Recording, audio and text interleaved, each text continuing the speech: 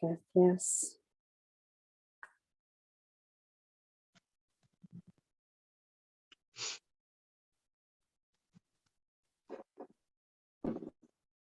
Gracias a todos. Gracias. Y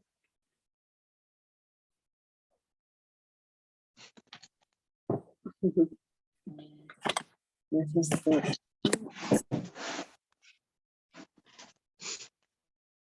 Muy bien. La grabación del audio y de Instagram.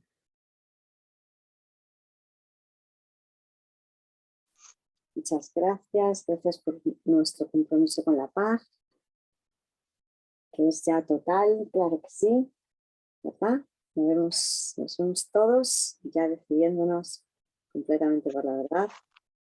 Hoy estamos aquí para seguir estudiando el texto desde todos los materiales posibles de Curso de Milagros y nos habíamos quedado en las notas desde el T1B30F. Estamos entre la redacción del principio 34 y 35 y para continuar vamos a hacer nuestra habitual invocación de la página 30, 32, nueva edición, que dice así: estoy aquí únicamente para ser útil. Estoy aquí en representación del que me envió. No tengo que preocuparme por lo que debo decir ni por lo que debo hacer. Es aquel que me envió, me guiará. Me siento satisfecha de estar donde quiera que él desee, porque sé que él estará allí conmigo. Sanaré a medida que le permita enseñarme.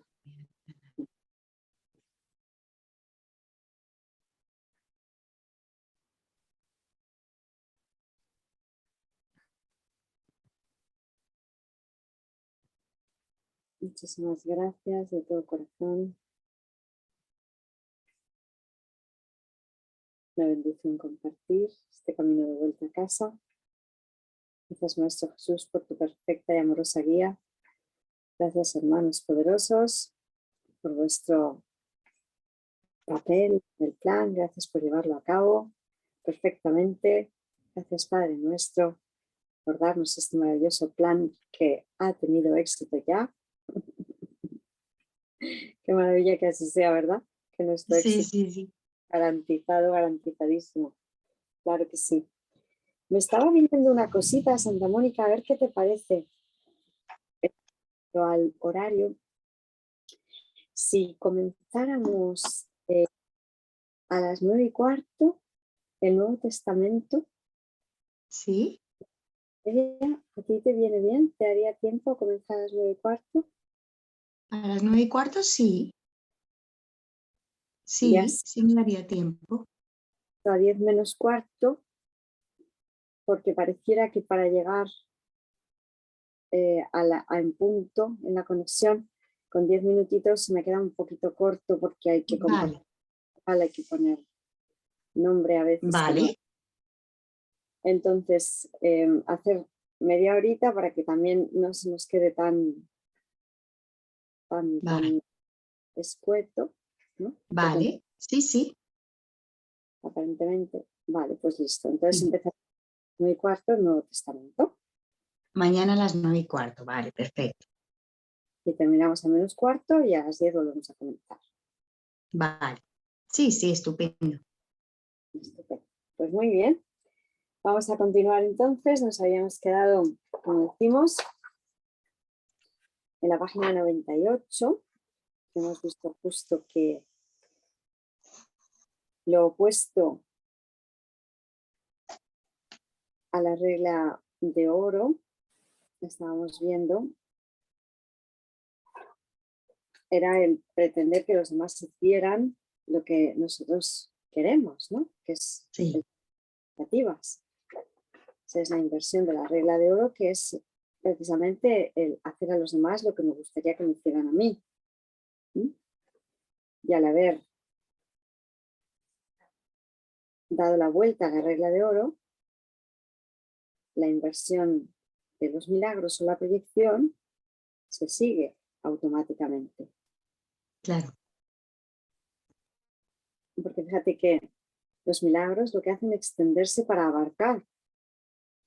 Con la proyección lo que hacemos es querer poder expulsar de nuestra mente una idea y verla fuera. En cambio, con el milagro nos extendemos para incluir. Y la proyección es, la das para desprenderte de esa idea. Claro. El milagro das la idea para incluir a toda la afiliación. Por eso dar es recibir. Doy para Claro. con el ego, mediante la proyección, doy para prescindir de aquello que doy, como si se pudiera, que no se puede, ¿verdad? No. Y ahora vamos entonces con el T1B30F. Estamos en la página 98 de las notas. Sí. Donde se nos decía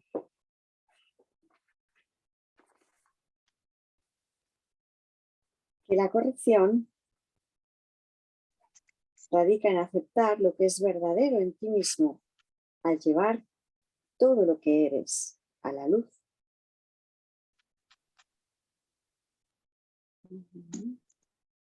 Entonces aquí Helen dice, tengo miedo de escribir lo que sigue, la siguiente parte. Casey estaba equivocado acerca de la posesión y también lo estaba con respecto a hacerse daño a sí mismo.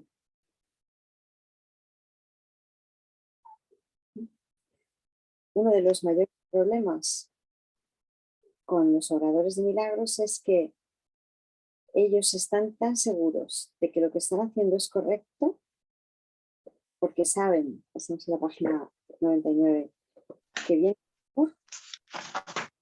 se paran para permitirme a mí establecer mis... Es una manera de decirnos que Él, el Espíritu Santo, el Maestro Jesús, es el que tiene que establecer los milagros. ¿Qué milagros obrar? ¿Qué milagros llevar a cabo? Porque si no vuelvo a ir guiada por el ego de alguna manera, mientras crea que lo voy a hacer solo. Por eso esto es un camino de caminar con el Espíritu Santo, caminar con el hermano, caminar con Dios. Ya no hacer nada por nuestra cuenta, solos, aparentemente aislados.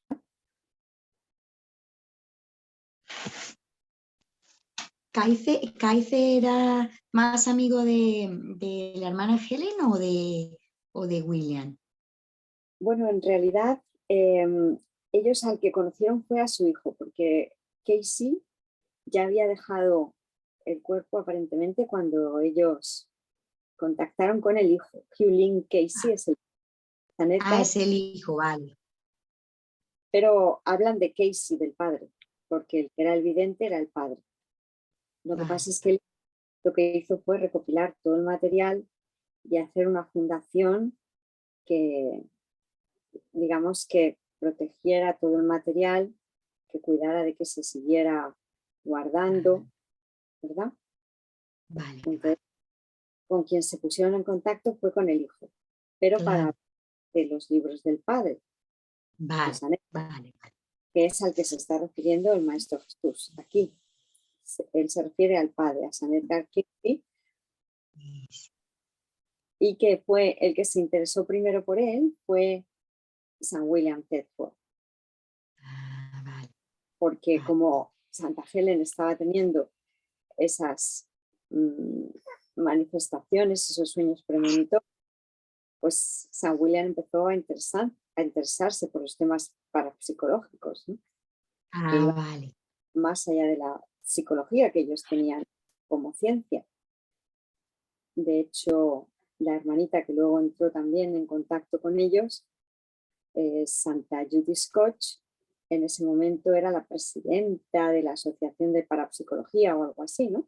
Porque en aquella época en Estados Unidos, digamos que en algunas universidades se permitía, o sea, como ellos, bueno, en cualquier parte, ¿no? Del mundo ha pasado, en unos países se ha potenciado más que en otros, pero en Estados Unidos pues sí que se estaban permitiendo en ciertas universidades hacer estudios sobre hasta qué punto la mente influía, ¿no? La mente pues tenía poder, o sea, todo el tema de la parapsicología, ¿no? Sí. De pues eso, ¿no? Que sí podemos mover cosas con la mente, cosas de ese tipo, pues estudios parapsicológicos. Intentar con el método científico ver que siempre ha habido aparentemente individuos que tenían ilusorios poderes que iban más allá de lo que nos decimos en general que podemos hacer con las leyes físicas, ¿no? Porque las leyes físicas suponen esa limitación, pero pareciera que siempre ha habido ejemplos de su trascendencia, por eso la ciencia nunca ha explicado nada al 100%, siempre está la excepción que confirma la ilusoria regla, ¿verdad? Sí, sí, sí. Santa María de la Garma nos dice: amada Maestra Santa Hilda, la duda que tenía sobre cómo se le llama a los capítulo 1 de la primera carta a los Corintios de San Pablo.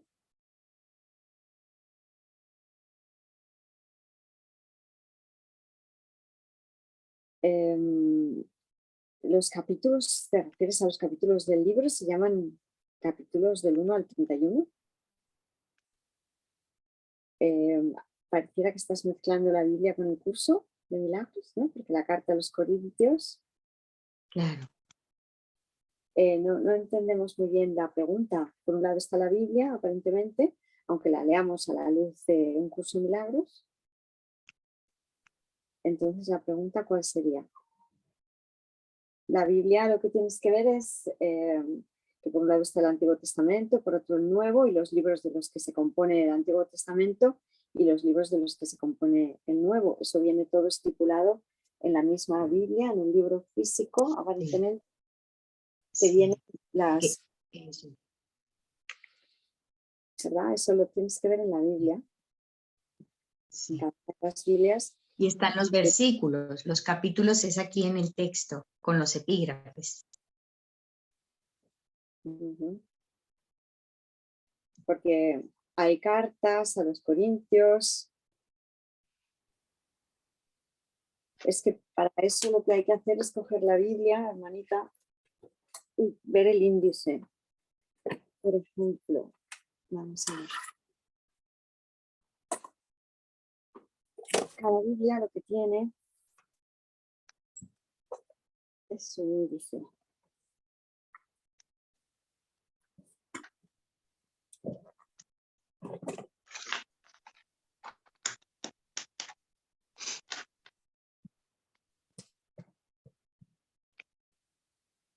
Por ejemplo, en esta que tenemos aquí, lo que vemos es, aquí además está con huellitas para poder ver, ¿no? Pero índice general.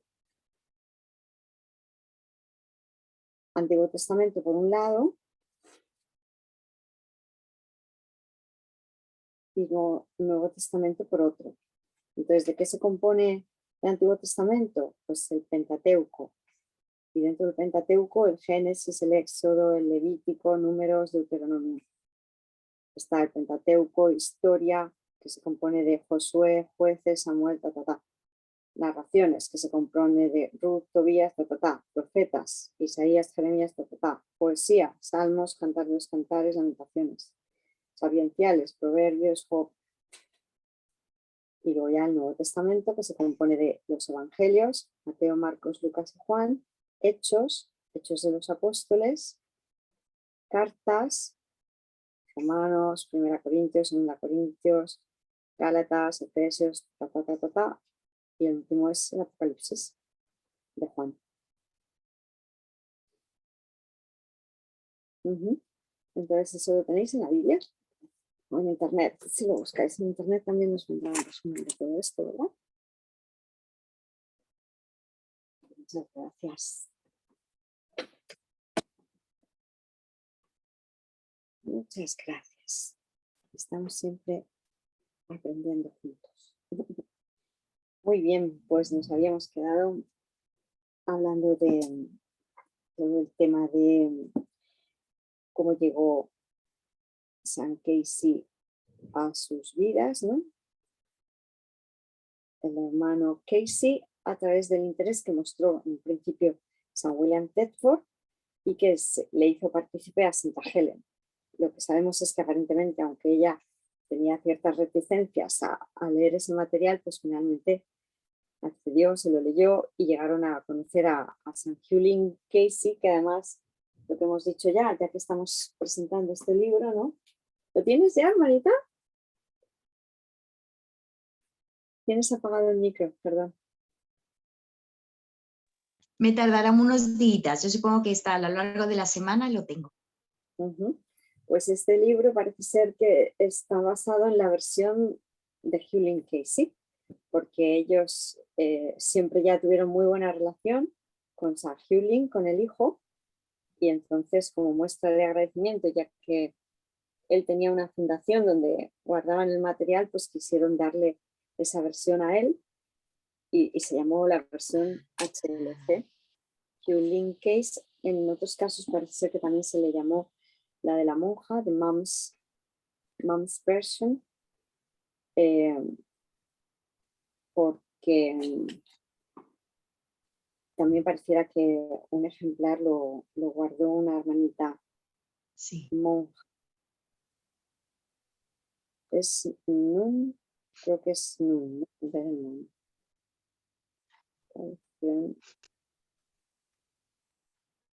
Es monja.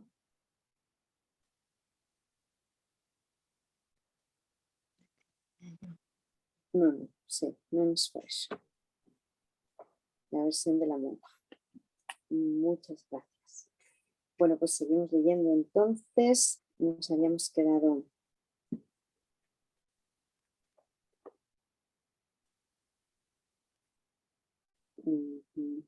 31B 30G, sí. Página 99. Así es. Y dice así. Aunque lo que Casey hacía provenía de mí, no se le podía inducir a preguntarme cada vez si yo quería que él realizara ese milagro en particular. Si lo hubiera hecho, no habría realizado ninguno de aquellos milagros que no fueron constructivos, y eso le habría ahorrado una fatiga innecesaria.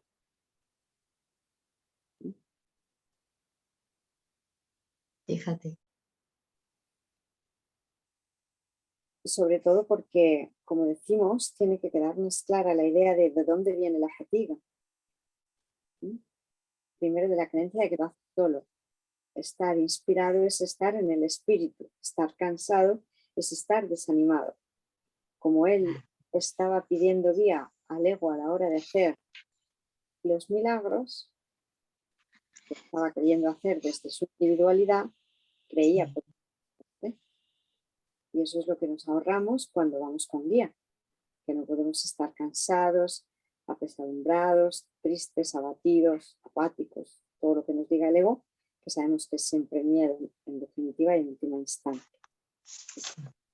Todo esto lo que nos lleva es a querer ser muy conscientes de que hay que dejarse guiar.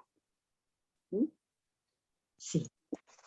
Podemos leer esta primera parte, ya, bueno, leo un poquito más, donde se dice, se consumió a sí mismo, pasamos a la página 100, se consumió a sí mismo haciendo milagros indiscriminados y en esa medida no cumplió plenamente su propósito. Y también padeció el error que he mencionado al principio referente a los escribas. Los discípulos también eran propensos a eso.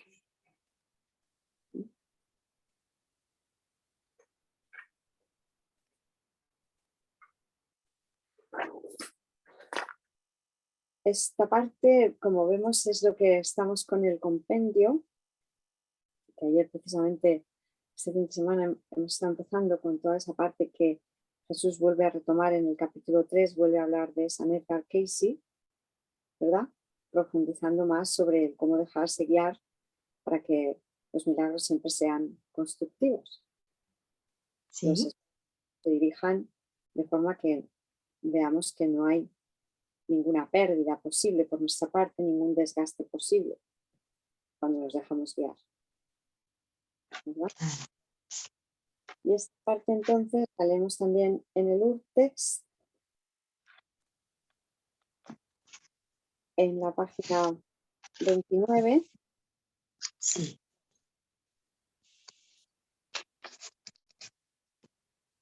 Pues El primer párrafo lo habíamos leído. Sí, nos habíamos quedado después de la corrección en el párrafo que sigue, aun cuando lo que hizo Casey vino de mí. Sí. Aun cuando lo que hizo él aun cuando lo que él hizo, Casey, vino de mí, no pudo ser inducido a preguntarme cada vez si yo quería que realizara ese milagro en particular. Si lo hubiera hecho, no habría obrado ningún milagro que no se desarrolle. Hermana, un segundito que estoy con la lengua que me quiere el ego decir que no puedes. Lo entrego, no lo necesito. No lo voy a hacer yo. Vale. Vamos a empezar. Igualmente, si tú quisieras, si lo vieras conveniente, que pues pusiéramos la conexión a la noche, como hicimos el otro día, por mí estaría No, bien está también. bien. No, está estupendo. Pero lo que decimos, que enseguida cuando le dejamos un poquito que te diga el ego, te vas a equivocar de línea, ya enseguida la cosa sale mal. Entonces, bueno, lo entrego porque no tiene por qué ser así. Tiene que ir fácil, no me voy a equivocar de línea. Así que bueno. Aun cuando lo que él hizo, Casey, vino de mí, no pudo ser inducido a preguntarme cada vez si yo quería que realizara ese milagro en particular. Si lo hubiera hecho, no habría obrado ningún milagro que no se desarrollara constructivamente. Esto le habría ahorrado a él tensiones innecesarias. Se quemó a sí mismo con milagros indiscriminados, hasta el punto de no cumplir su propio propósito en su totalidad, y fue también sujeto a los errores de escriba que mencioné al comienzo. Los discípulos eran también muy dados a ello. A creerse que se sacrifican, ¿verdad? Sí, que lo hacen ellos, sí. A creer que el sacrificio es posible. Pues es un tema importantísimo a tener en cuenta, ¿verdad? Porque como vemos, si nos dejamos llevar por el ego, nos va a tergiversar hasta los milagros que llevemos a cabo. Sí. Y luego quiere meter la patita en todo. Ya. Vale, pues entonces esta parte la tenemos en ausencia de felicidad también, en la página 250. 252, sí. Aquí está. Vale. ¿Cuál sería el párrafo, hermana? Porque yo tengo aquí marcado como que las aseveraciones emitidas, ¿sería ahí? ¿Ahí nos habíamos quedado leyendo? Yo lo tengo ahí marcado, sí. Como Bueno, pues, que habíamos leído el párrafo anterior, lo de Dios no se hace mofa, ¿te acuerdas? genial, pues vamos a leer desde ahí. Vale. Las aseveraciones emitidas aquí acerca de la Biblia no se deben tomar como literalmente ciertas. Ya he señalado, y retornaré a esto en la parte 3, que la forma del curso fue directamente influenciada por Helen, aunque ciertamente no en su contenido, y que Helen conocía bien la Biblia y creía que ciertas aseveraciones en los evangelios eran palabras de Jesús. Por lo tanto, el contenido del mensaje de Jesús aquí llegó en consonancia con este sistema de pensamiento. En nuestra discusión más adelante, también señalaré la falta de confianza en la audición de Helen cuando se relacionaba con cosas específicas. Bueno, como hemos dicho ya, hemos comentado, siempre que pasamos por este párrafo, no estamos de acuerdo en estos comentarios del maestro San Kenneth.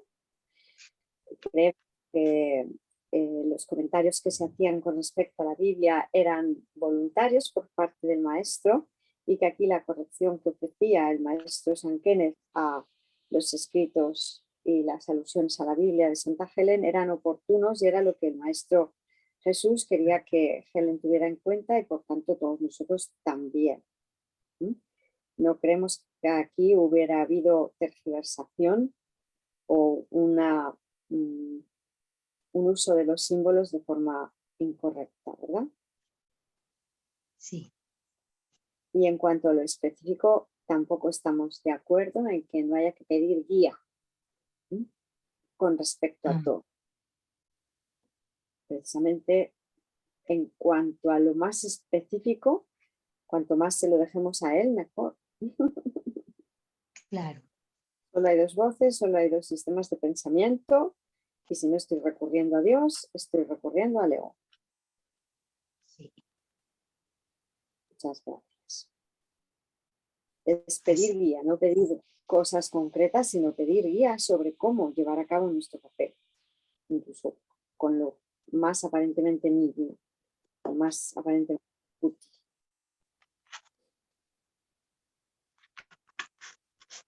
Vale. No, además que tiene todo el sentido que el Maestro Jesús mencionara la Biblia, porque había muchas cosas que él quiso transmitir un mensaje, pero por miedo, por el dejarse llevar por ese miedo de escuchar la verdad, pues igual interpretó el mensaje el escriba de otra manera, como lo acaba de decir. Entonces sí que tendría sentido que la mencionara para poder decir, no, mira, aquí donde pareció que se dijo esto y que ha causado tanto miedo o que ha podido causar tanto rechazo, pues lo que se quería decir era esto. Bueno, es que además lo hacen muchas ocasiones.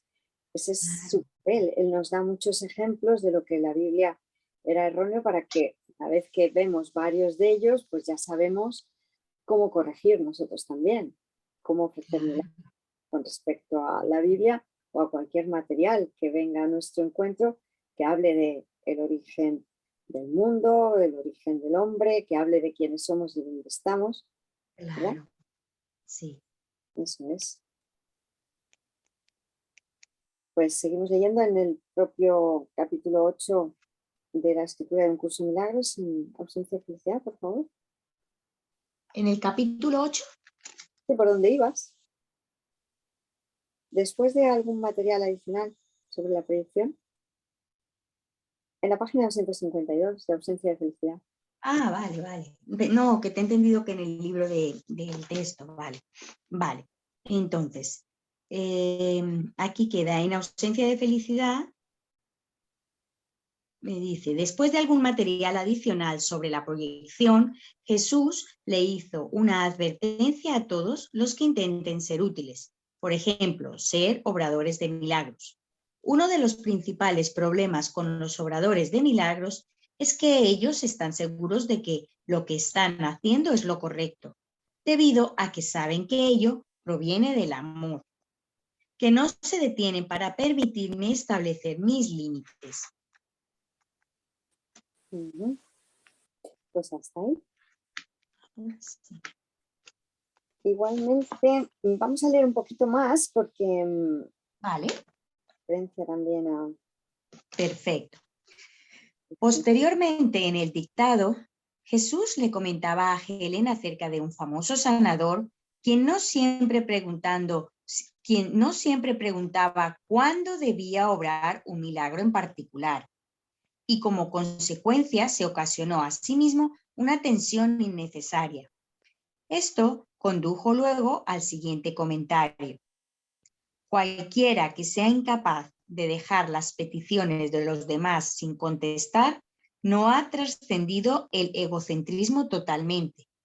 Yo jamás di de mí en esta forma inapropiada. Esta parte es posterior en las notas, puesto que parece que ya eso que corresponde con el capítulo 3, ¿verdad? Vale. Lo vemos ahora. Y sigues un poquito más. Sí. Entonces, de esa manera Jesús le pedía a Helen que siempre le preguntase a él primero, antes de tratar de ayudar a otros. Esta petición se encuentra ahora en el primer capítulo del texto, el cuarto párrafo en la sección La expiación y los milagros. Repito, retornaremos en la parte 3 a este asunto de estar seguro de que uno tiene razón en torno a escuchar la voz de Jesús o del Espíritu Santo. Hasta ahí. Vale. Estábamos comentando que esta parte está posteriormente, aparte de Edgar Cayce, sigue explicando Jesús a Santa Helen y a San William, está más adelante, ¿no? Y Vale. hemos estado, entonces, para empezar el T1B30H, que dice: la respuesta es: nunca hagas un milagro sin preguntarme antes si debieras hacer. Esto te ahorrará el agotamiento. Y como entonces actúas bajo comunicación directa, el trance se vuelve algo innecesario. Y aquí lo que podemos comentar es que el maestro San Edgar Cayce, para los que no lo sepan todavía, parecía quedarse hipnotizado para poder entrar en comunicación con la divinidad. Voy a leer una parte que habla de Cayce, que dice: Edgar Cayce era muy propenso a entrar en trance para sus revelaciones y milagros. Si recordamos que los milagros deben ser el comportamiento natural de una mente sana y milagrosa, y que los milagros deben ser un hábito natural, se entiende entonces que no requieren ningún tipo de trance ni formulación específica, porque la mentalidad milagrosa está en permanente comunicación con Jesús. Su voz te acompaña todo el tiempo, hasta en las más pequeñas cosas, y la acción correcta en toda circunstancia no es la excepción, sino la norma. Entonces, por eso el maestro San Edgar Cayce se dejaba llevar por el Espíritu Santo, pero solo en parte, porque si se hubiera dejado llevar totalmente, primero no habría creído tener la necesidad de entrar en trance para la comunicación, como estamos aprendiendo nosotros, que es simplemente un gesto de perdón, y eso ya nos lleva a estar en contacto con la voz de Dios, y que se hace de forma consciente, y uno se mantiene muy consciente para estar en este mundo, ¿verdad? Sí, sí. Es algo volitivo sin que tenga que estar en un estado de conciencia diferente al que estoy habitualmente, porque es algo que se hace conscientemente, ¿verdad? Claro, porque además te dice que los milagros ocurren todo el tiempo y si yo tengo que estar en trance todo el tiempo, es que no sería viable, no podrías. Porque entonces estarías limitándolo mucho, porque para entrar en trance ya requeriría un momento específico, unas condiciones concretas, un momento dado. No, me imagino yo en ese momento cómo se puede entrar en un trance, por lo que implicaría también de mucha cosa externa, ¿verdad? De ahí la idea de rituales, hay que hacer, Claro. porque para entrar en trance, para ser hipnotizado, pues Eso. necesita algún rito, algunas situaciones, pues el reloj, ese, venga, sigue como fuera Claro. que es mucho más sencillo realmente, ¿no? Y ahora Claro. viene la redacción del principio 35, al final de la página 100, donde se nos dice: porque los milagros son, expresiones de amor, no sigue que siempre sean efectivos.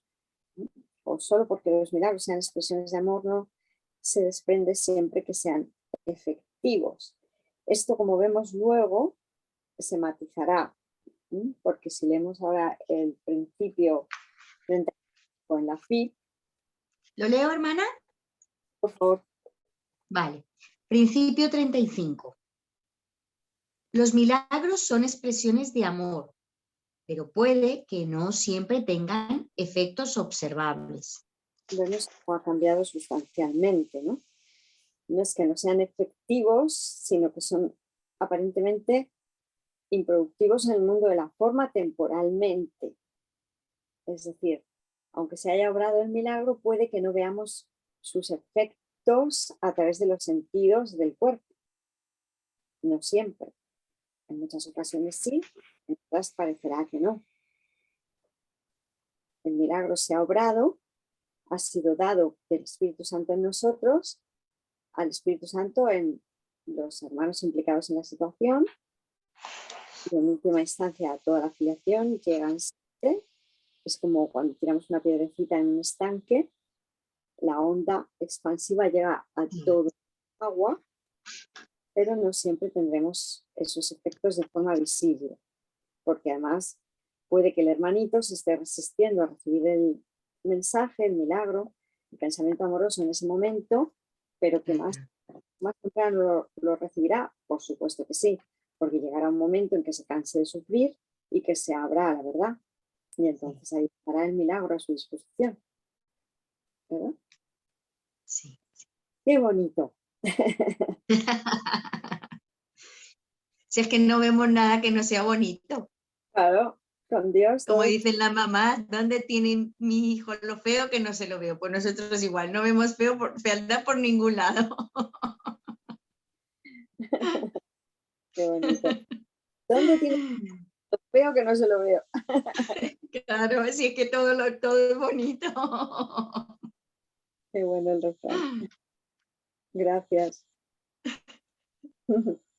Pues ahora vamos a ver una parte que va a corresponder con el epígrafe 3, la expiación y los milagros. El párrafo 4, donde en las notas, estamos en la página 101, se dice: yo soy el único que puede obrar milagros indiscriminadamente porque yo soy la expiación. Como veremos, aunque aquí en las notas aparece en minúscula, expiación aparecerá finalmente en mayúscula siempre que se refiera a la expiación verdadera. Y sigue diciendo: tú tienes un papel en la expiación que yo te dictaré. Estas son las frases 1 y 2 de ese párrafo 4. Sí, lo leo. Capítulo 1, el significado de los milagros. Epígrafe 3, la expiación y los milagros. Párrafo 4. Yo soy el único que puede obrar milagros imparcialmente porque yo soy la expiación. ¿Leo el párrafo, hermana? Todavía no. Vale. Vamos a referirnos también entonces a Lourdes, ¿verdad? Sí. Por mi lado. Continúo por donde nos quedamos. La respuesta es: nunca obrar un milagro sin preguntarme si debieras hacerlo. Esto te ahorrará el agotamiento. Como actúas bajo comunicación directa, el trance se vuelve innecesario. De que los milagros sean una expresión de amor, no sigue que siempre serán efectivos. Yo soy el único que puedo obrar milagros indiscriminadamente porque yo soy la expiación. Tú tienes un papel en la expiación que yo te dictaré. ¿Ves? Y como vemos, esta parte también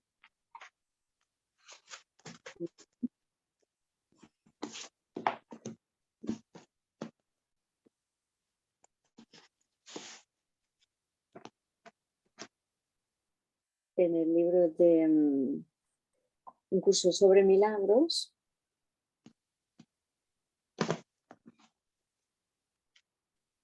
va de la página 95 a enlazar con lo que vamos a leer ahora, a la 100. Sí. La parte que estamos leyendo todavía no está.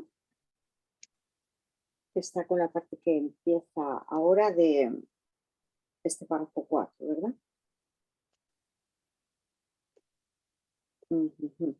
Seguimos entonces en el texto T1B30 ahí en las notas y dice, recuerda que tú ya tienes un principio sobre la naturaleza involuntaria de los milagros. En este caso es el principio número 5 de los milagros. Sí. Dice ¿Lo que leo? Sí. Vale. Principio número 5. Los milagros son hábitos y deben ser involuntarios. No deben controlarse conscientemente. Los milagros seleccionados conscientemente pueden proceder de un asesoramiento desacertado. ¿Has leído solo el 5? ¿Disculpa? ¿Has leído el 5? Sí. El principio número 5. A ver.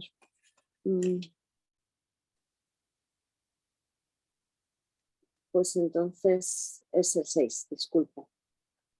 Sí, vale. Sí. Yo también tenía escrito principio 5.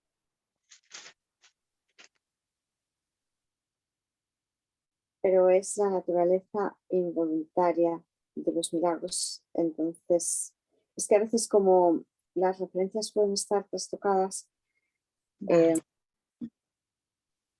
en este Vale. caso, la naturaleza involuntaria es que los milagros son naturales. Vale, pues entonces el principio 6 dice, los milagros son naturales. Cuando no ocurren es que algo anda mal. Bueno, en realidad serían los dos, ¿no? También. ¿Los Pero dos? es el 5. Porque son los milagros son hábitos y deben ser involuntarios. Es el 5, déjalo como está. Muchas gracias. Vale. Vale.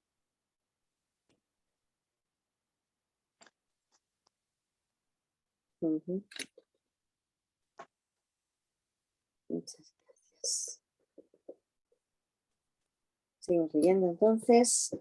¿Sí?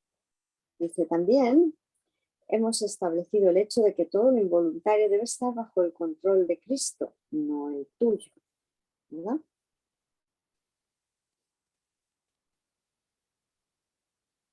El control de Cristo, además, se nos pedía que se lo dejáramos, Sí. todo lo que era el minutiae, ¿no? Lo no importante, lo que era parte de la intendencia, por así decirlo, de estar en este mundo, ¿verdad? Sí.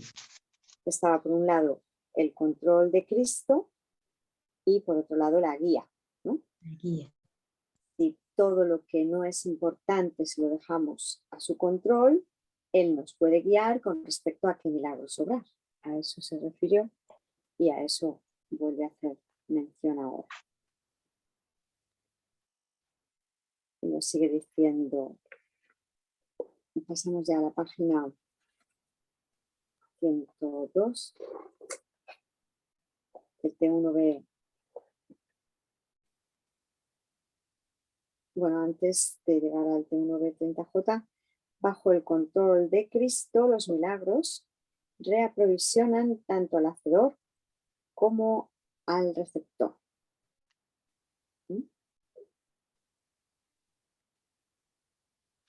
Y ahora sí comenzaría con el T1B30J, donde se nos dice, la posesión, lo que realmente significa es que no está bajo el control de Cristo, lo cual hace que la mente se vuelva vulnerable a la proyección.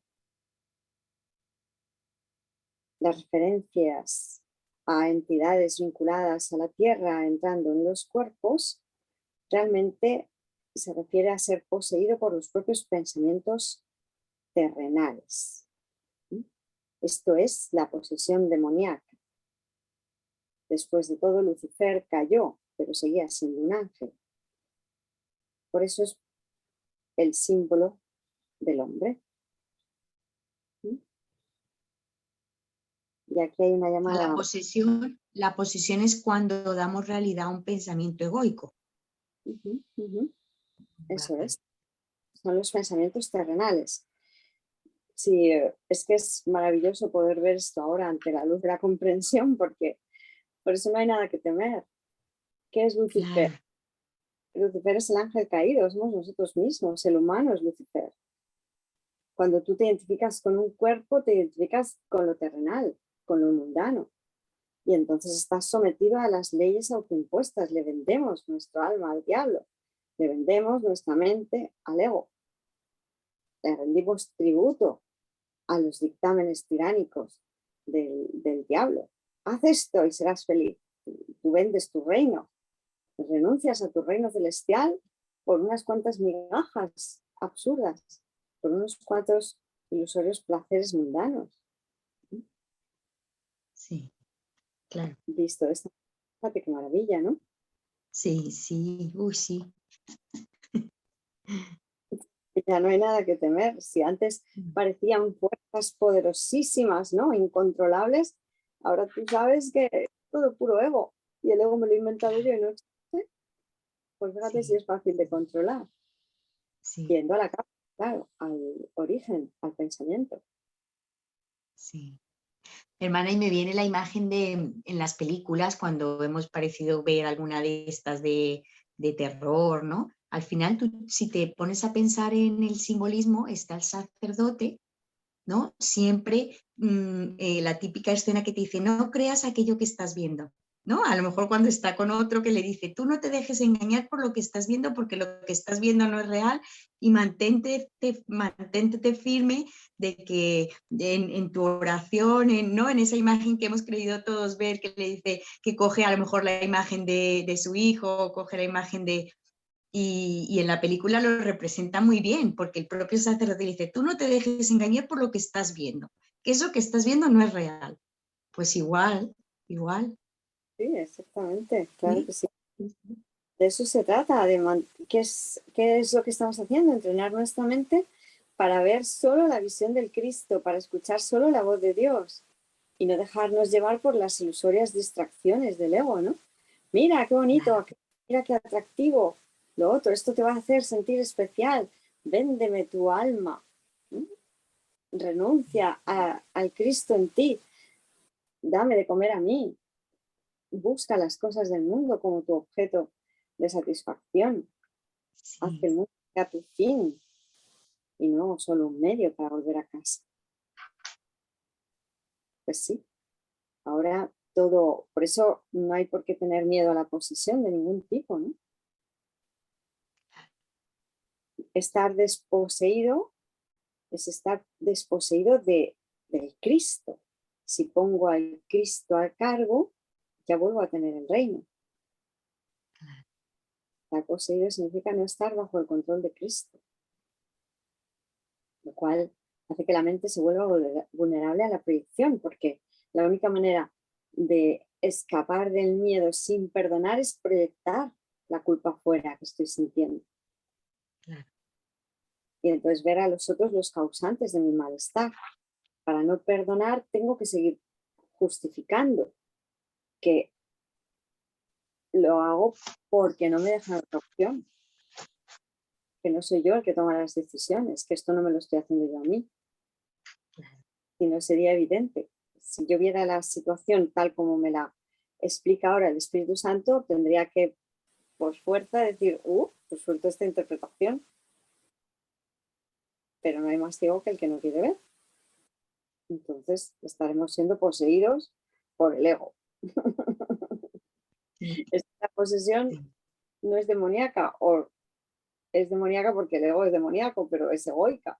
Es la posesión claro. egoica. Te ha poseído el ego. Eres un ego andante. O renuncias a ser poseído por el ego, porque siempre tenemos el poder de expulsar al ego de nuestra mente y aceptar la guía de Cristo. Estar Claro. bajo el control.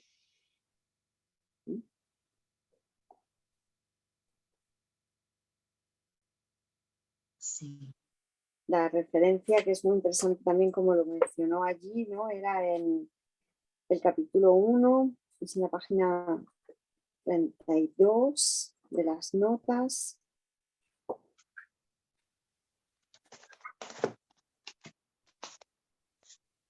En el capítulo 1, en el E1, B21. Sí. En la página 32, ¿verdad? Siguiendo la verdadera guía.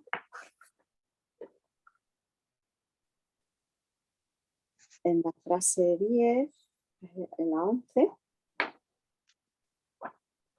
Ah, sí. Estamos en la página 32. Decía, seguir la guía involuntaria correcta te dará los medios para reconocer tanto los peligros físicos como los espirituales y te proporcionará los medios para evitar ambos de la manera más eficiente.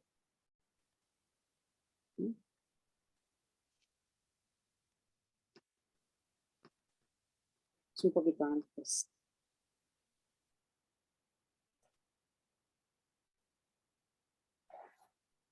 A ver, para que esto se entienda, habría que leer desde...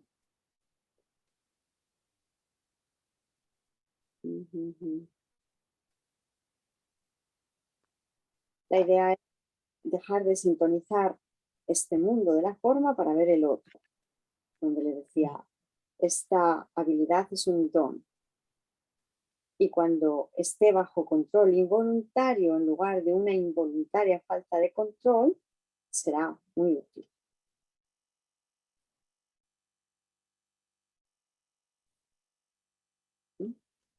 Porque hemos dejado ego al control y entonces eso se ha vuelto un control involuntario. Sí.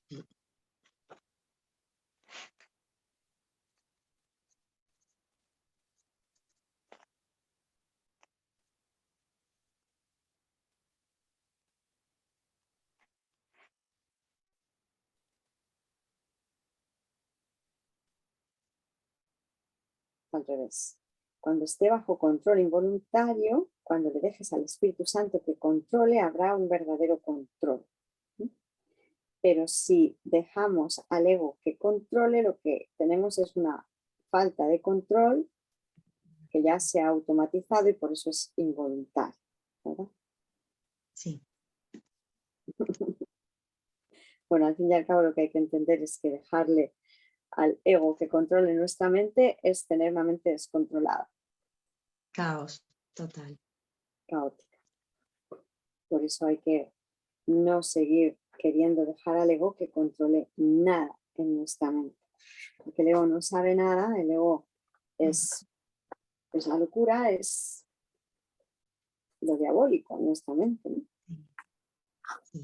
Y que fíjate qué importante es tener en mente, hermana, que al final el miedo que parecíamos tenerle al destierro, pero es que lo hacemos cada vez que no perdonamos.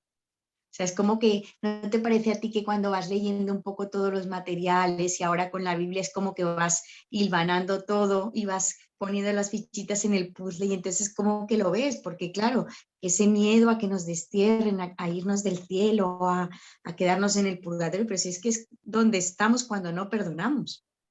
Eso es. Estábamos en el Sí, infierno, verdadero. claro. Así nos describe Jesús al mundo, ¿no? No pierdes nada. ¿Cómo vas a echar de menos algo que, que no es nada? Que es el vacío. Está lleno de alucinaciones, nada más. Eso es lo que hemos adorado, pretendido defender a muerte.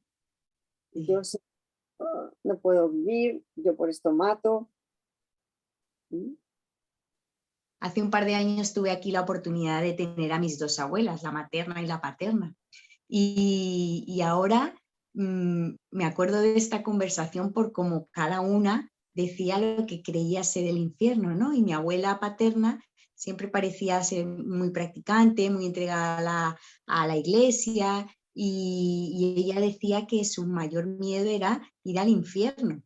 Y le contestaba a mi abuela, que parecía que siempre pues había estado más desprendida con esos temas, y le dice, pero vamos a ver, señora María, si el infierno es esto, ¿qué más infierno quieres que esto? O sea, en su aparente que no estudió el curso, tenía razón, porque le decía, pero sí, ¿qué infierno quiere usted más si es que estamos en el infierno? Y eso lo decía mi abuela, la que pareciera que no era tan practicante ni tal. Y la conversación era muy potente porque mostraba un poco las dos posturas y ese miedo al final que tenemos, ¿no? A ver que vamos a ir a un sitio, a ver dónde, allí, no. Y él decía, pero sí, ¿qué más infierno que este que estamos pasando aquí? Claro, y me quedé. Eso es. Pero Sí. ahí están las posturas del ego, ¿no? Claro, del ego. De la víctima al victimario, ¿no? Claro, claro, De tener grandiosidad. Prefiero claro. matarme y vivir en el infierno que reconocer que esto me está ocurriendo, ¿no? Sí, O ya vivo en el sí. infierno. Hay que reconocer que vivimos un infierno para querer salir de él, claro está. Sí, sí. Vea. Pero era potente la frase porque al final eran unas afirmaciones de miedo y de creencia en que hay un infierno y de que se puede sufrir. O sea, realmente eran los dos extremos de una misma idea. Ujú, O ujú, sea que las dos, cada una tenía su percepción, pues esto, encaminada al sufrimiento. ujú, ujú. Sí. Y que ahora estamos sanando todos juntos, ¿verdad? Porque ya las vamos a ver a las dos hermanitas abuelas como que en realidad la verdad Sí, mentes sí, ellas y ellas en Dios y que la separación sí. nunca ocurrió. Qué bien, Sí, qué yo me bonito. imagino a mi abuela, la que parecía tenerle miedo a ir al infierno y tal, y yo me la imagino feliz, celebrando, diciendo, ay madre mía, si es que es verdad, no existía nada de eso que yo me imaginaba, qué alivio, qué descanso, contentísima. No sé, yo cuando, porque hace poquito, no hace mucho, pues pareció dejar su cuerpecito, pero a mí la idea que me llenaba de felicidad era de, como me la imaginaba como diciendo, uff, madre mía, qué descanso, lo que me había estado contando y resulta que no era verdad. No sé, me venía esa imagen y me daba alegría de verla como una niña y decir, ay, madre mía, si es que era todo mentira. Así es. Por eso si lo aceptamos ahora nos ahorraremos todo eso, ¿verdad? No tener que esperar a dejar el trajecito para ver que no es posible la muerte, que tan solo es posible el despertar, ¿verdad? Sí, sí, totalmente. Gracias. Pues lo que estábamos leyendo, seguimos un poquito más, estamos en la página 103 y Jesús nos sigue diciendo, la expiación es el conocimiento de que la creencia de que los ángeles pueden caer es falsa. Chachán. Qué bien, ¿no? Los pensamientos con los ángeles no abandonan su fuente. Claro que sí. Es verdad que la mente puede crear tanto proyecciones como milagros, pero no es verdad que las proyecciones sean reales. Cualquier psicólogo debería entender esto. Esto es lo que se quiere decir con la verdad te hará libre. Y es una referencia a Juan 8:32, que dice, y conoceréis la verdad y la verdad os hará libres.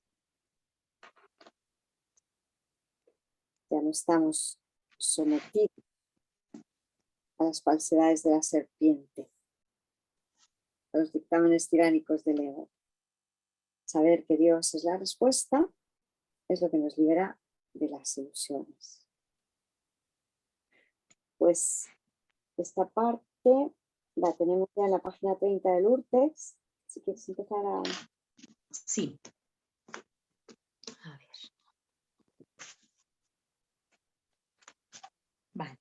Recuerda, ya tienes una idea clara sobre la naturaleza involuntaria de los milagros.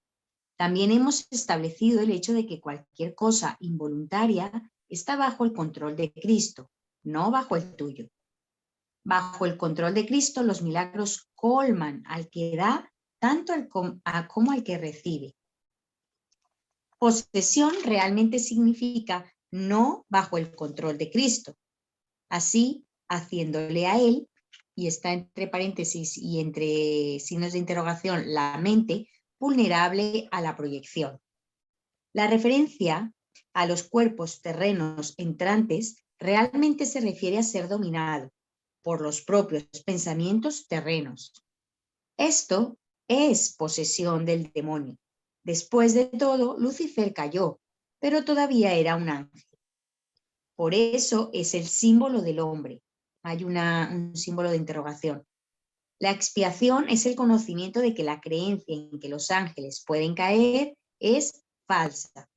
En verdad, es verdad que la mente puede crear proyecciones tanto como milagros, pero no es verdad que las proyecciones sean reales.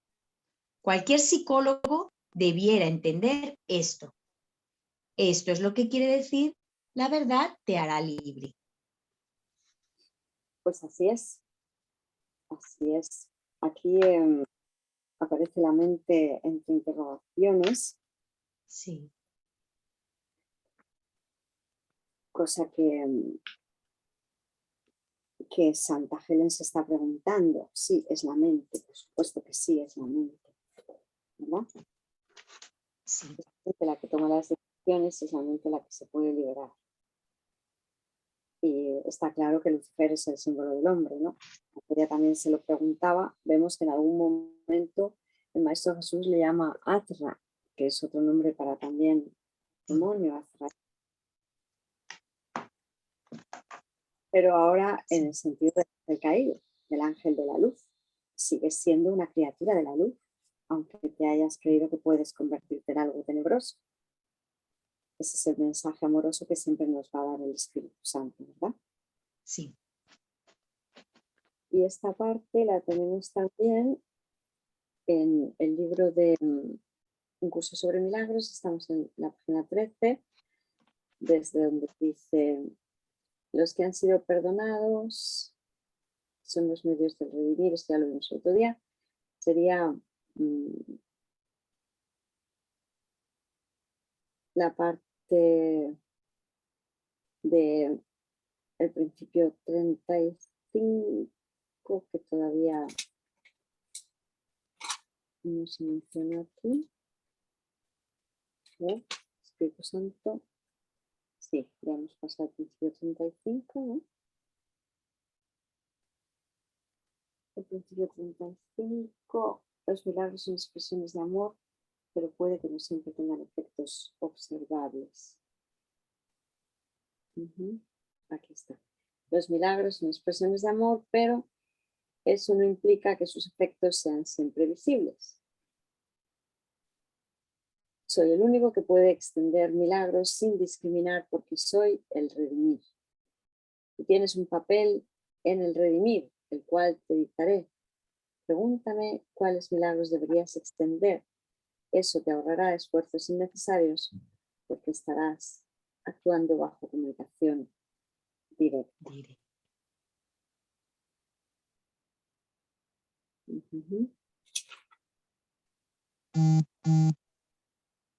Seguimos leyendo entonces. Estamos en el T1B30K. Página 9. Los milagros controlados por Cristo son parte de la expiación. Pero la guía de Cristo es personal y conduce a la salvación personal. Aquí hay otra mención diferente, ¿no?, a lo que sería ya dentro de los milagros, de cómo obrar, qué milagros se obran. Como vemos, hay milagros que están estipulados directamente por Cristo y otros en los que tenemos algo más de decisión, ¿no? La guía de Cristo es personal y conduce a la salvación personal, en el sentido que parece que es la parte de interactuar con nuestros aparentes iguales, con los hermanos, aquí en el mundo de la forma, ¿no? A la hora de lidiar con ellos, ¿no? Para ver a nuestros hermanos amorosos.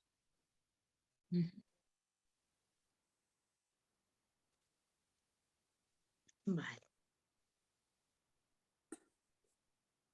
Esta parte está en el capítulo 1, en el epígrafe 3, la explicación de los milagros en el párrafo 4. Sería Sí. la continuación de lo que habíamos leído de las 4 primeras frases. El párrafo 4, voy a terminar de leerlo por las notas, página 104, y ahora lo leemos del texto también, donde dice: la guía de Cristo, por otro lado, conduce a la experiencia extremadamente personal de la revelación. Por eso, la guía de Cristo implica una elección personal. Un guía no controla por definición, pero ciertamente dirige, dejándote el resto a ti.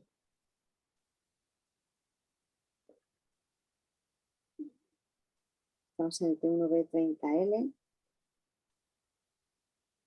La guía de Cristo, desde ahí. Y el párrafo 7, perdón, la línea 7 que nos dice: no nos dejes caer en la tentación, significa guíanos fuera de nuestros propios errores. Página 105. Observa que la palabra es guiar, no ordenar. Y T1B30M. Toma tu cruz y sígueme. Debe interpretarse como: reconoce tus errores y elige abandonarlos siguiendo mí. Con respecto al guíanos fuera de la tentación, no nos dejes caer en la tentación, lo tenemos en Mateo 6:13, que sería: y no nos dejes caer en la tentación, mas líbranos del mal. Y la siguiente referencia, que es la de: coge tu cruz y sígueme, toma tu cruz y sígueme, que el maestro nos dice que la reinterpretemos como: reconoce tus errores y elige abandonarlos siguiendo mi guía. Es una referencia a Mateo 16:24.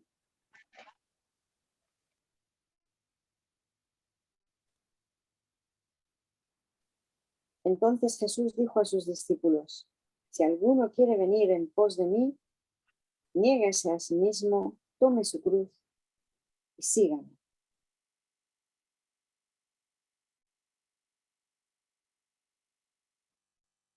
También viene en Marcos 10:21, que dice: y entonces Jesús, mirándole, le amó y le dijo: una cosa te falta, anda, ve todo lo que tienes y dalo a los pobres y tendrás todo el cielo. Y ven, sígueme tomando tu cruz.